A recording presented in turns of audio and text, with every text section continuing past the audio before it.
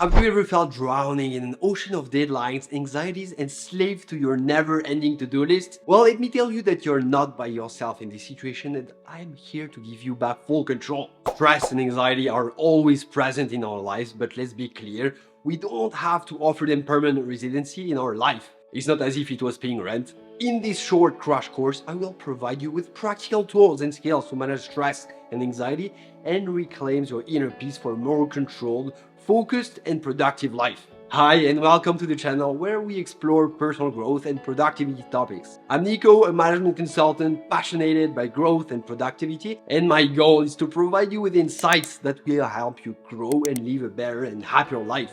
Let's deep dive into our topic of the day, how to manage stress and anxiety. Let's begin first with some clarification about what stress and anxieties are. Ever wondered why your heart races during a presentation or your mind starts overthinking and your thoughts becoming foggy before an exam? This, my friends, is called the fight or flight response, which is our body's alarm system triggered by perceived threats. The fight or flight response is an automatic physiological reaction to an event that is perceived as stressful. The perception of threat activates the sympathetic nervous system and triggers a stress response, including a release of hormones like adrenaline that prepares the body to fight or flee. When you see or anticipate a threat, your body sends danger signals to the amygdala, an area of the brain that works like a security alarm. Then the amygdala sends a help signal to the hypothalamus, which is the brain's command center. The hypothalamus presses the gas pedal of the nervous system, triggering the sympathetic nervous system. As a result, the hypothalamus tells the adrenal glands to release adrenaline, which is a powerful hormone. When this mechanism is triggered, your heart beats faster and your breathing quickens to provide more oxygen to the muscles for running, fighting, and all your senses are sharpened to better avoid danger, and blood sugar rises to give you an energy boost to deal with the situation. These responses are evolutionary adaptations to increase chances of survival in threatening situations. The thing is that we are not facing the same life-threatening challenges as our ancestors, like being targeted by wild animals, for example. But our body still reacts the exact same way. Our fight or flight response can be triggered by non-life-threatening situations, such as public speaking or work deadlines. In modern times, these stressors don't typically require a physical response, and yet our body reacts as if they do, leading to potential long-term health consequences like depression and heart conditions. Even though it could be beneficial in the short term, constant stress and anxiety can leave us feeling overwhelmed, exhausted, and essentially pretty miserable. But here's the key: stress and anxiety are just signals that our body creates to protect us. And by understanding our triggers, that work presentation, looming deadlines, or even traffic jams, we can learn to respond differently. So the first thing you need to do is pay attention to your triggers. What events make you feel stressed and anxious? Be very specific.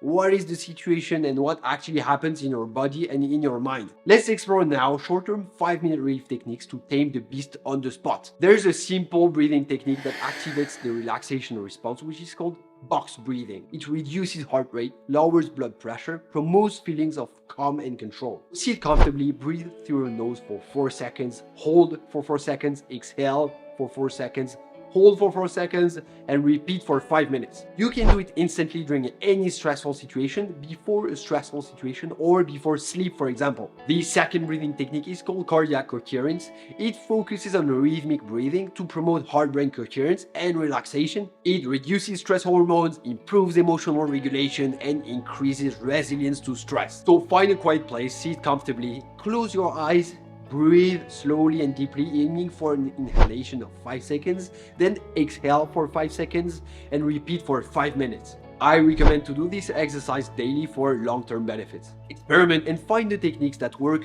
best for you.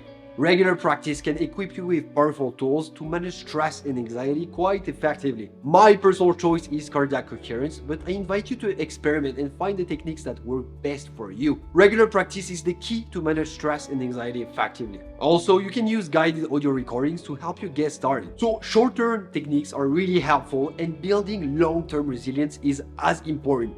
Now let's talk about prevention. Think of building resilience as stress-proofing your mind and body. 1. Improve your sleep. Sufficient and restful sleep is a game changer when it comes to emotional well-being. It's about stress management, mood improvement, and lowering the risk of anxiety and depression. A good night's sleep is like an emotional reset button. Aim for 7, 8 hours of quality sleep per night. A well-rested brain is a stress-busting machine. I created a full video on how to improve your sleep, so if you're interested, go check it out. 2. Exercise regularly. Cardiovascular exercises like running stimulate blood flow, delivering a rush of oxygen and nutrients to the brain. Weight training, on the other hand, not only builds muscles but also triggers the release of chemicals that promote the growth of new neurons, enhancing cognitive abilities. Exercise also induces the release of neurotransmitters like dopamine and serotonin, often referred to as the feel-good chemicals. These will elevate your mood instantly. And 3.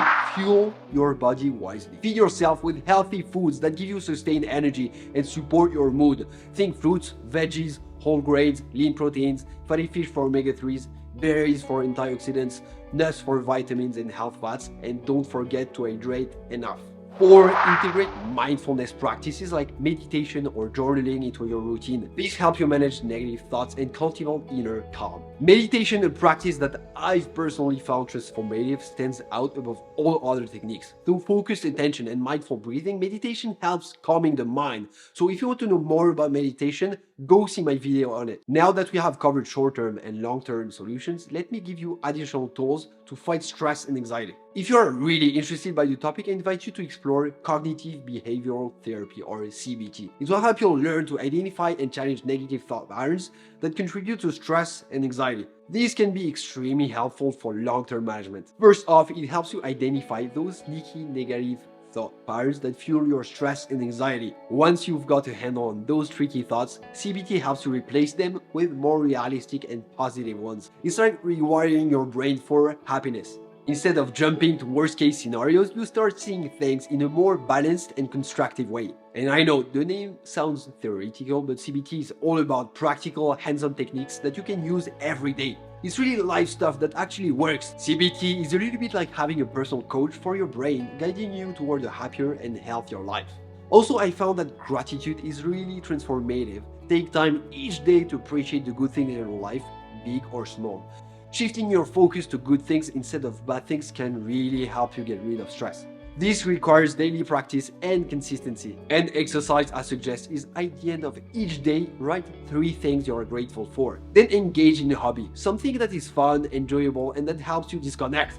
Diving into a hobby can work really well. It's like taking a mini vacation from all the craziness of your life. When you're lost in something you love, whether it's painting, gardening, playing chess, it's a chance to hit pause on all that overthinking and just chill. Also, have you ever heard of being in the zone? That's what happens when you're deep into your hobby, totally focused on the moment. It's like time stops and all your stress just melts away. This is called the flow state. Let me know if you want to know more about it. I can create a full video on it. Lastly, hobbies are like a gentle reminder to take care of yourself. By making time for what you love, you're saying, hey, I matter too. And to be honest, that's a pretty powerful message. So next time you're feeling overwhelmed, why not dive into a hobby? Trust me, it's a game changer. Last but not least, humans are social creators. The impact of our social connections and emotional well-being on our brain is also very important. Social connections act as a shield against the challenges life throws at us. Engaging in meaningful conversations, sharing experiencing, and having a support system all contribute to emotional well-being. It is a common and shared finding in the scientific studies. Social engagement helps reducing the risk of cognitive decline and depression. So go out there and improve your social connections.